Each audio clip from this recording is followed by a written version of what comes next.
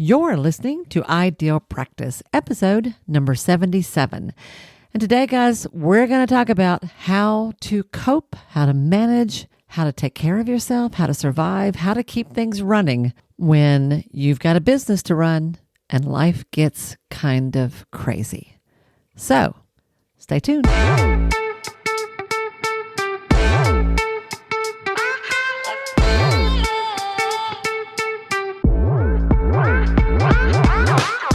Hi, I'm Wendy Pitts-Reeves, and with over 2 decades of experience in the private practice world, I've built my 6-figure business while learning a lot of lessons the hard way.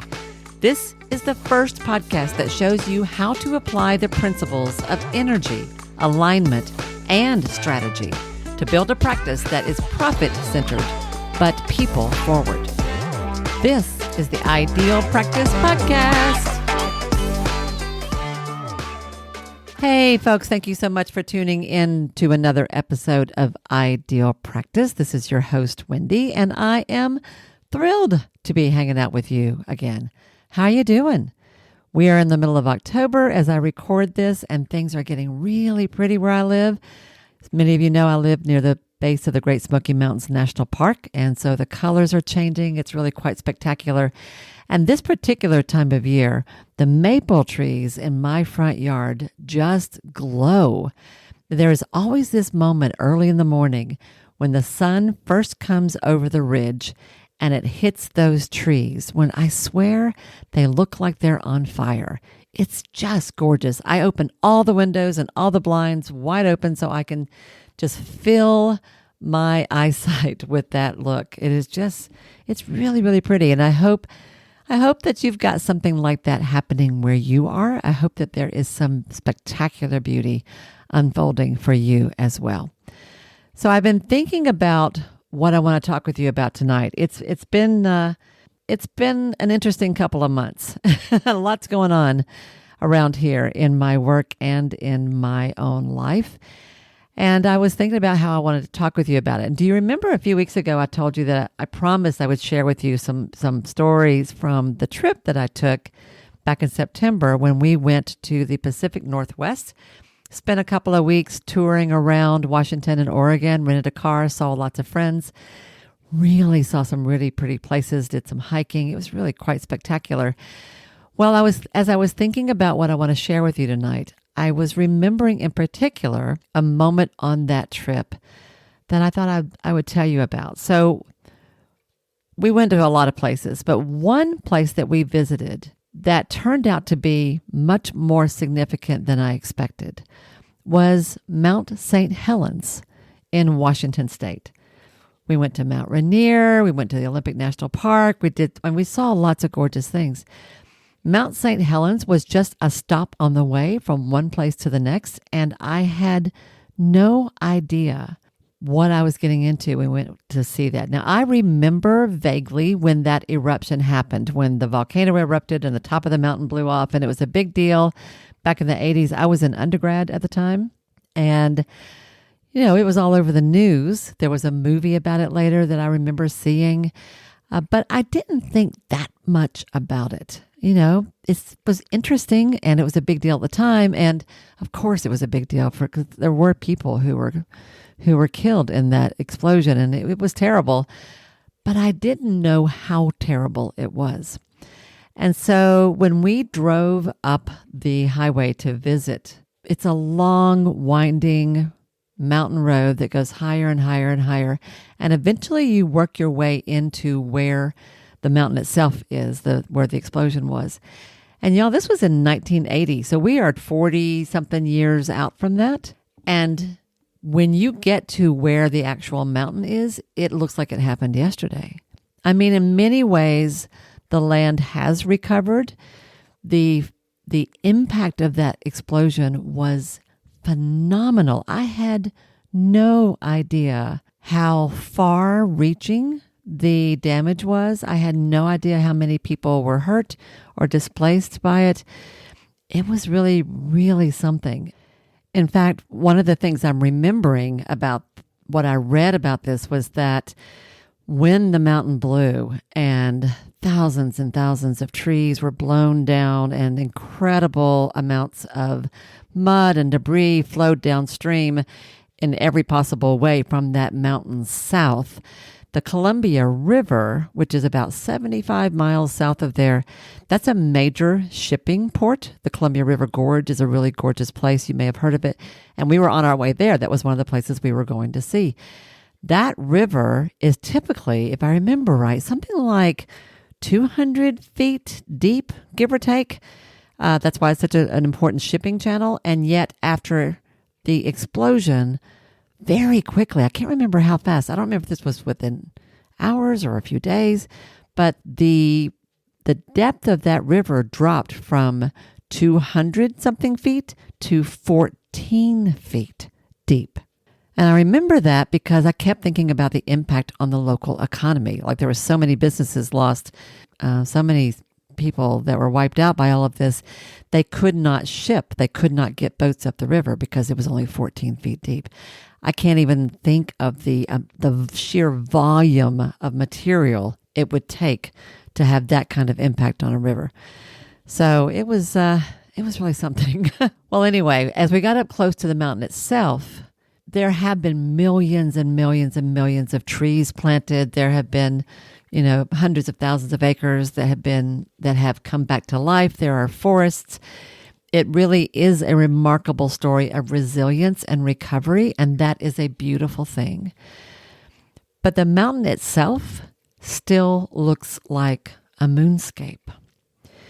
And we stopped at a particular overlook, and I walked a little bit away from the car. I was taking some pictures. I was just sort of studying the landscape and trying to wrap my head around what I was looking at. Because although internally the mountain is rebuilding itself essentially inside, you can't really see that from the road, from where we were, which is several miles away. I mean, the overlook is several miles away. But it still looks like a barren, rocky mountain that someone has come along and just kind of scooped out the top. It literally looks like a mound of sand on the beach where you piled it all up and then you just kind of scoop the top off. That's what it looks like. It was really interesting from a scientific perspective. It was very interesting from a historical perspective. It was very interesting to me from a mental health perspective. I kept thinking about the PTSD and the trauma and all that was involved. But I'll tell you, I was sitting on this rock wall just studying it. And I don't know where this came from, but I was quite unexpectedly overcome with emotion.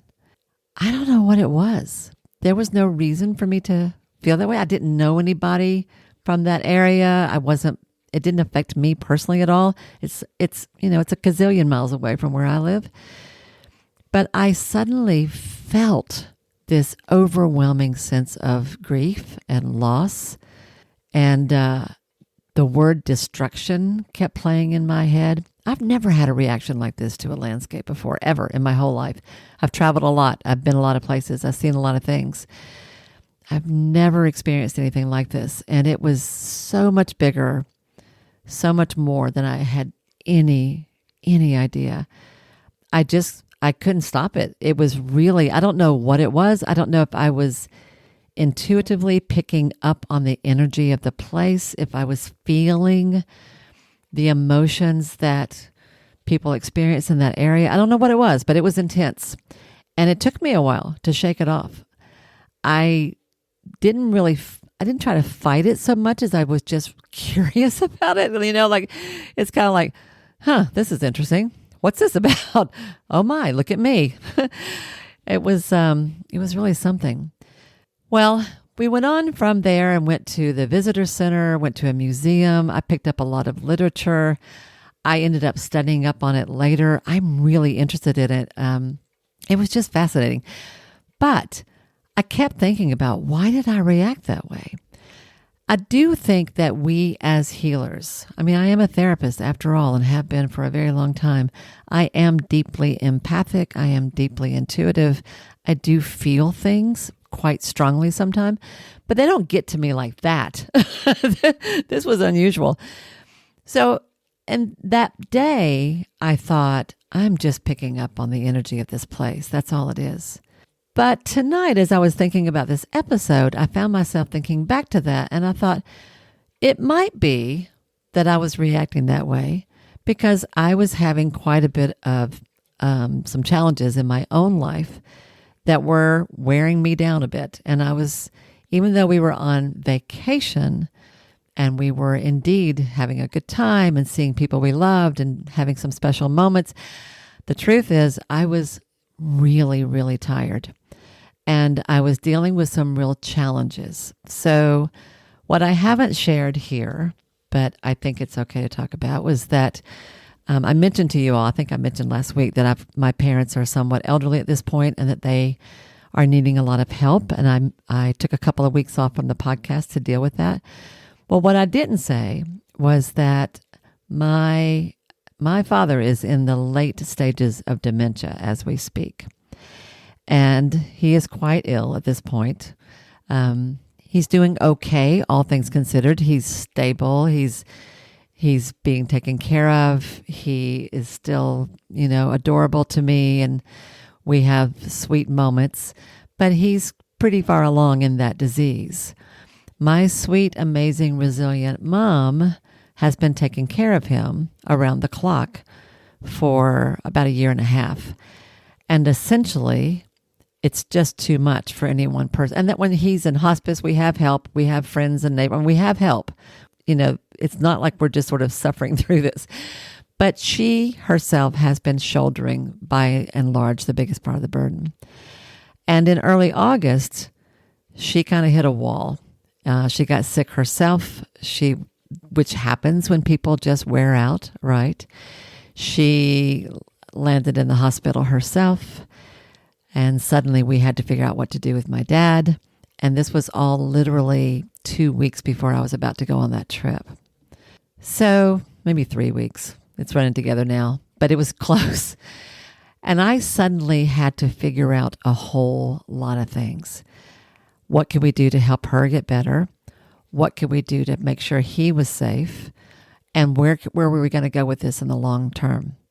So I immediately had to begin making arrangements, figuring out logistics, exploring tons and tons of different options. And it's not like we didn't know this was coming, but y'all know how it is. You know it's coming, but it's not the same until it actually happens. And so suddenly I was in this moment that I have known for probably the last 3 years or so was coming. And I had to figure out a lot of stuff right as I was about to take off for a 2 week plus trip all the way on the other side of the country. So it was a little crazy. We got him to a place where they lived that he could be taken care of temporarily while I figured out something else. We got her to my brother's house where he could take care of her while I could go on this trip, which sounds, as I say that out loud, it feels really selfish to say that. I'm just going to claim that and own that because I think that's a little bit of social worker thinking in me. And if you guys said that, I would probably fuss at you. But I did feel that way. I did feel a little bit like, is this wrong for me to still go? But I'm hoping you guys will be able to relate to this. We've been planning this trip for a year. Life is pretty intense all the time these days. And let's just say we needed a break. So I was determined, not just for my own sake, but for my wife's sake and for our family's sake, that we took this much needed break. But I needed to do it in a way that my parents were okay. So anyway, I was figuring out all that kind of stuff, and it was kind of crazy. For now, I'll just say that that's what I was dealing with both before and all the way during that trip and after. And it's made me think about a lot of things because not only was I trying to make sure that my personal relationships were okay, I was trying to make sure that I was okay. I was trying to make sure that people I loved in my family were okay. And I still have a business, right? I still have actually 2 businesses to run and to take care of. So that's why I wanted to talk to you about this today, because I also see things like this with my clients. I see it with my colleagues, We all go through these times, do we not? We all go through periods when life just gets a lot harder for one reason or another. It might be a death in the family. It might be illness. It might be somebody goes through a divorce. It might be you have a child that needs extra help for a while. It's just life. But the challenge, the tricky thing is we own a business. We have a practice to run. We have clients who are counting on us as well. And our income and our financial well-being, as well as a whole bunch of other things, are dependent upon the continued health and well-being of that business. So how do you handle that? How do you hold steady in your business? And how do you hold steady in yourself when your life suddenly goes a little nuts and when things seem a little hard? I've been thinking a lot about that lately. I've also had some really good conversations with friends and with people in my mastermind and others. So I've really been thinking about this, and I'm very conscious of it with my clients as well, because I have certainly been there with many of them, not just my counseling clients, but my coaching clients. Those of you who are practice owners that I've worked with, I've seen you guys deal with a lot of this kind of thing too. How do you think about that? Well, it strikes me that it is precisely because those kinds of things happen that I am really glad I run my own business. I'm really glad that I am in charge of the way my life goes. When you are a practice owner, when you are the CEO of your own program, when you run your own show, you have a certain amount of freedom and flexibility that those with a job do not necessarily always have. So there are some real benefits to this. I remember when my kids were little, I started my practice. Y'all know this. I started my practice when my firstborn came home. And from the very beginning, it was all about making sure I could be there for my kids and still work. Well, when my kids were little, if they were sick or they were out of school for a day or, there was something like that, I just took them to work with me. Now, no, I didn't take them into sessions with me. I would set them up in another office. Remember, I had a group practice. We always had, there was an office empty here or there. I would bring a lot of toys and some pillows and blankets and a radio to listen to. I would just sort of get them all set up in a room, and I would tell them they had to stay there until the hand, this was what I used to say, you see that clock and you see the big hand? When the big hand gets up to the 12, Mama's going to come back in here and talk to you, but you have to stay here and be quiet till then. I had good kids, so we were able to make that work. I had to sort of train them a little bit, but that was an example of something I could do because I ran my own business. I had a colleague who had a son who had a very serious chronic illness that she frequently would have to leave the office to go tend to him at school when he needed extra help. And she said that was why she went into private practice, because she knew she needed to be able to be there for him, and it was going to be that way while he was growing up. And owning her own business enabled her to do so. So there's I don't ever regret this. I would not have it any other way. When you own your business, you have freedom and flexibility. That's a good thing. However, there are some very real challenges to running your practice when life gets kind of hard like this. For example, at the risk of stating the obvious, there's no such thing as PTO, as paid time off. You don't get vacation leave, sick time, FMLA time. You don't have all that. You still have to have income coming in. You still have to take care of your clients and your promises to serve them. You have an ethical obligation to make sure that they are tended to. You still have to keep up the business support activities like paying your bills or managing your team, even keeping your marketing going, because you can't afford to let your business die off while you're off tending to the rest of your life. And perhaps more than any of that, you still have to take care of your body, of your heart, of your spirit. You still have to manage your energy, your perspective, your mindset. Perhaps more than anything, you have to tend to that. So it's pretty challenging sometimes to just keep things going while you are dealing with life. Well, before we talk about what to do, let's talk about what not to do, because there are certain mistakes that a lot of folks tend to make during a time like this, including me. One of the mistakes that we make is that we often think we have to keep up appearances so that nobody knows we're going through a tough time. We are so used to taking care of other people that the last thing we want is for anybody to know that there's anything wrong with us, right? And there is a certain aspect of that actually I think is appropriate, like therapeutically, professionally. You don't need to be sharing this kind of stuff with your clients. You don't need to, your stuff is your stuff. As much as you can, it does need to sort of stay out of the consulting room. I also actually find some mercy in that, some comfort in that. Even when I have been, and y'all, I've been on the planet for a long time. I have had my share of difficult times in my life, just like we all have. But I have often found it sort of comforting, actually, to continue with my clinical work during those times because, and it's the same today with my coaching work, because I do find, and I wonder if you can relate to this, that when I'm with a client, I am 100% with my client. I'm not thinking about all that other stuff. I'm not thinking about whatever's going on at home or, when I'm worried about one of my kids or the 10,000 phone calls I've got to return as soon as I'm out of here because so many people need me right now. I'm just there for that client. That in itself is a blessing, is a bit of medicine. It's almost meditative in a way. So I actually don't mind that at all. I kind of appreciate that. But that said, when you're having a tough time and you're going through a time in your life where you're perhaps a little more fragile, a little more stressed, a little more tired, a little more on edge, somebody needs to know that. You do not need to be pretending like everything's okay when it's not. It's also, I think, a mistake that a lot of us tend to think we have to handle things alone, that we have to just power through.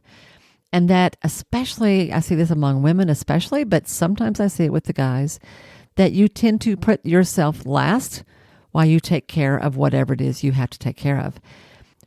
And yeah, I understand that sometimes there are certain realities that you just have to deal with.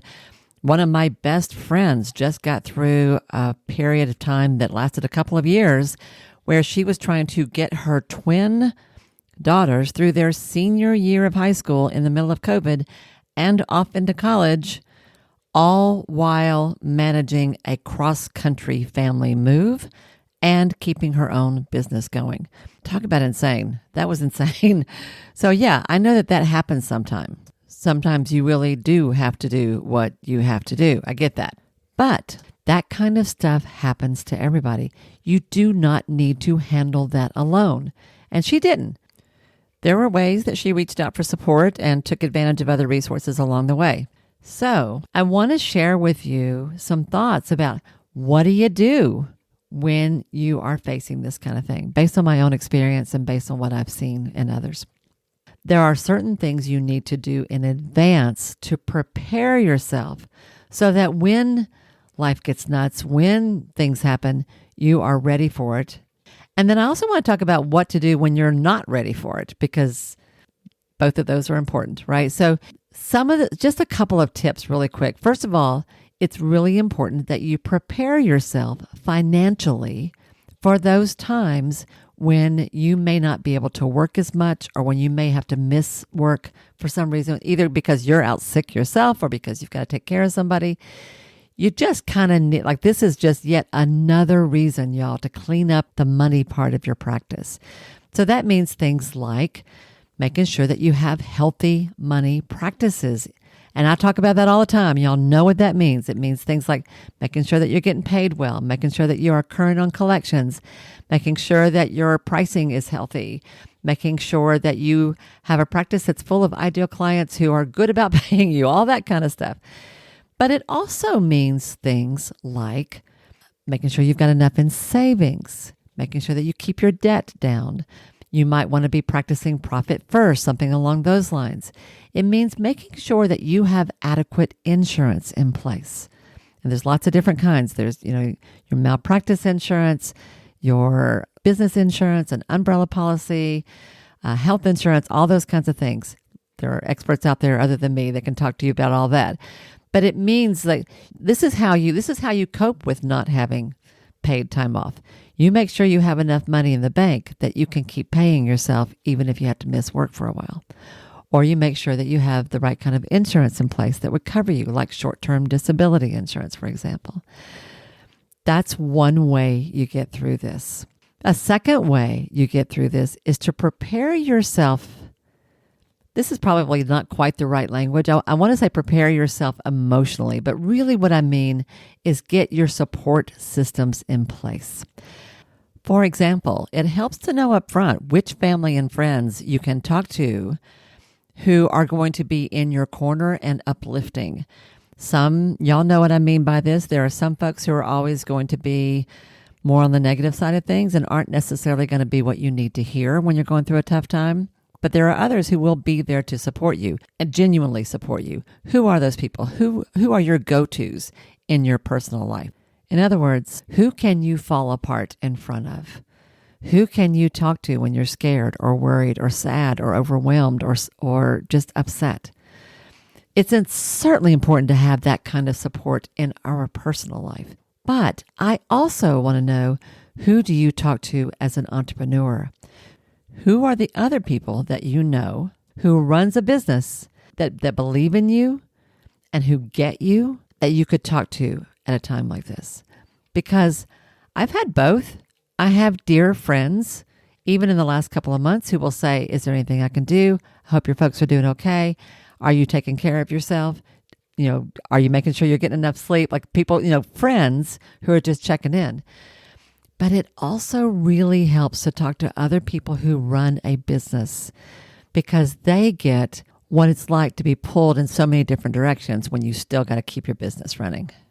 And I would also say, this is part of the advanced prep, this is a really good reason to make sure that you have systems in place that support you, that make life easier for you to the extent that you are able. Something like childcare and backup childcare, help with the lawn, help with housekeeping, help with other kinds of routine errands, and backup for those things. If you couldn't mow the grass for a while, who would do that for you? If you couldn't take the kids to daycare, who would do that for you? Like, what kind of physical or logistical support do you have? And what's your backup plan? Okay, what's your backup? Always think about that. So those are some things like that's what will like kind of keep the wheels turning, if you need to be elsewhere for a while or your attention needs to be elsewhere for a while. So it's preparing yourself financially, it's preparing yourself emotionally, and to a certain extent, just physically in your life. But there's more to it than that. I also want you to think about sort of like your version of emergency preparedness in your practice.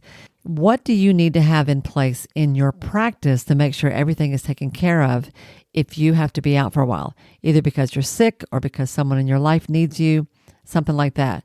So for example, if you had to suddenly take off for a week or two, do you know how to contact all your clients? Do you have a way to reach them? If you were unavailable to reach them, could someone else do that in your place? And if so, who is that? And do they know how to do that? Long time ago, y'all, several years ago, I landed in the hospital quite unexpectedly with a bout of unexplained anemia. And went in for a checkup and they wouldn't let me leave. So hadn't planned on that. I was not happy about that because I had a full day of clients the next day, right? So if something like that happens to you, do you have someone who in place that you can call and say, can you call on my clients and cancel them for me tomorrow? What's your system for that? In terms of your team, your staff, do they know what to do if you're unavailable or how they can pitch in and help? All those kinds of things. Like just think about in your practice, if you had to be gone like tomorrow and you were going to be gone for a couple of weeks because something in your life required your presence, what would you do? How would your clients be reached? How would they be served? Would you just cancel? Would somebody else step in to see them for a while? How would you handle that? How would you handle the records? How would you handle access? And how would you handle like the business side of stuff, getting the bills paid, processing the claims, all those things that keep the wheels turning in your practice. So that's just kind of a quick and dirty overview that I can think of. Often we learn this stuff when you go through it, and then you're like, oh, next time I need to be ready. But I encourage you not to do that. Think about this stuff in advance. How can you be prepared? But I also want to be realistic. What about when you aren't prepared? What about when things go kind of crazy and you just have to get through it the best you can? I have had plenty of both. I've had things happen when I was ready. I've had things happen when I was not ready. Well, I've got 4 things I want to say about this. The first one is, please, I want you to practice crazy, over-the-top, extreme self-compassion. I didn't say self-care. I know that's what you were expecting. Self-compassion. We get so mean in our heads to ourselves when things fall apart. Watch the negative self-talk. If there was ever a time you need to be kind to yourself, this is it. So when something goes kind of crazy and you find yourself scrambling to manage or keep up, please don't go around telling yourself you're stupid or you should have seen this coming or you should have been ready for that, because that doesn't help anybody. Instead, tell yourself you're going to be okay. You're going to make it through this. Everything's going to work. You're going to figure it out. You have help, seen and unseen. It's going to be all right. Talk kindly to yourself. Practice extreme self-compassion because Lord knows you're going to need it. The second thing I want to say is ask for help. Ask for help. Trust me, over these last couple of months, I have leaned on people like nobody's business because I had to. There was literally no physical way I could be in all the places I needed to be at the same time. So I called lots of people. Can you take care of this for me? Can you handle that for me? Can you solve that for me? Can you go get that for me? Can you attend to this for me? You have to ask for help because you are not superhuman, nor do you want to be. Trust me. The third thing I want to say is let yourself off the hook. For Pete's sake, focus on what you absolutely have to get done and let everything else go. What you have to get done might be that you still see your clients, but it might be that you don't because you have to tend to a family member.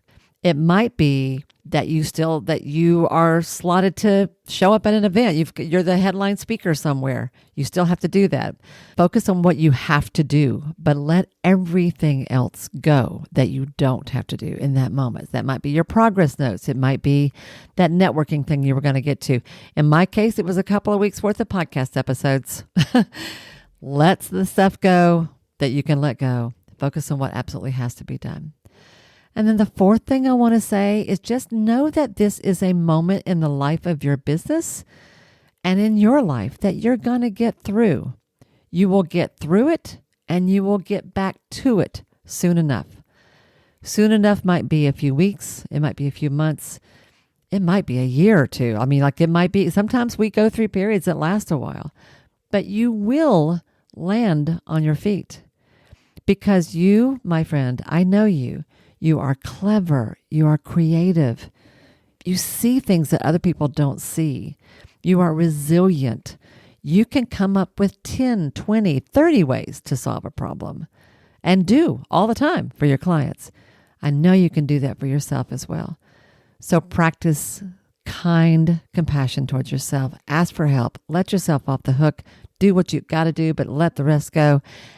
And know that you will find your way through this.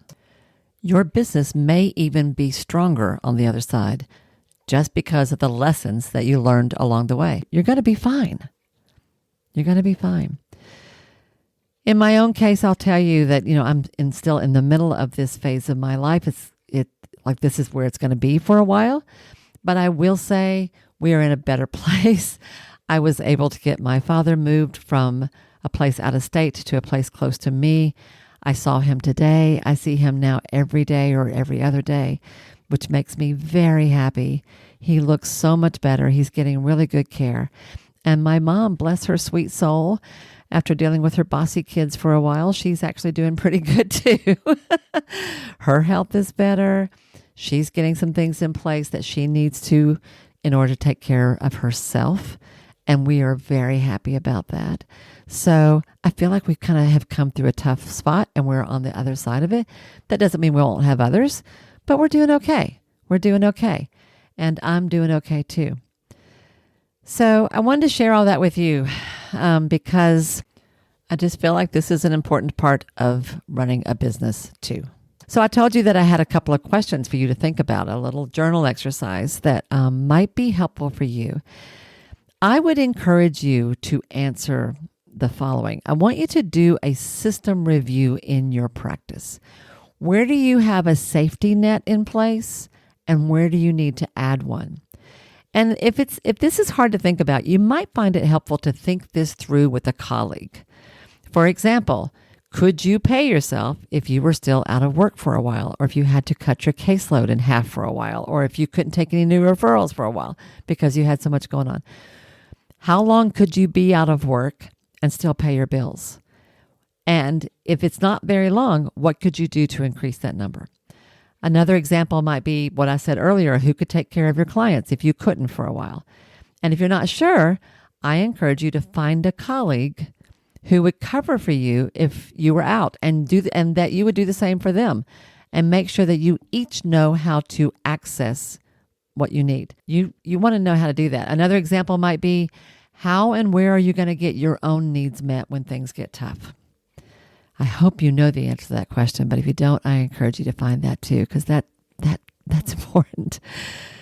So that's a lot. I just hope this sort of gets you thinking a little bit, because you are human, my sweet friend, and you are a human being who is having a human life, and you also have a business. And I want you to I just want you to be ready for when things get a little rocky, because that happens.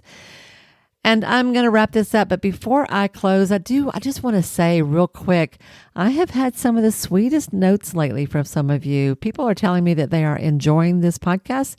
I've had people who don't even know that I see it that are commenting about how much they're enjoying my podcast. I've seen that online. It's really, really sweet. It makes me feel really good. And some of you have been asking how you can support me or how you can help me with this. And I appreciate that. So if you don't mind, I thought I would share with you just a couple of quick things. If you wanted to support me or help me keep this going, no matter how crazy life is, there are a couple of things you could do. First of all, if you haven't noticed this, in the show notes underneath each episode, wherever you happen to see it, you will see at the very bottom, there's a little link that says support the show. If you click on that link, you can actually make a contribution to the show, a one-time contribution, a monthly contribution, or honestly, you could just share a favorite episode with a friend, a colleague, somebody that you know could use this. Hopefully it will uplift them, and it will help me get this in front of more people. And I cannot tell you how much it helps when people write a review. If you give me a 5-star review, hopefully if you feel like that, and if you would write a few words, that does a lot to help me promote the podcast. So those are just a couple of quick ways that you can help support me and this show, if that's something that you would like to do.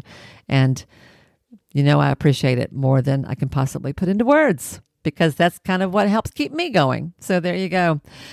And with that, everybody, thank you so much for hanging out with me today. If you ever get a chance to go out west and you can go see Mount St. Helens, I encourage you to do it. Because let me tell you, that was worth seeing. It really, really was something. I'm really glad I got to go. And it is every bit a story about resilience as it is anything else. So that's what I got for you today, everybody. Y'all have a great week. Have a great week. Take good care of yourself. Enjoy the beautiful fall colors, and if you have them where you live. And I will see you next time right here on the Ideal Practice Podcast. Bye now.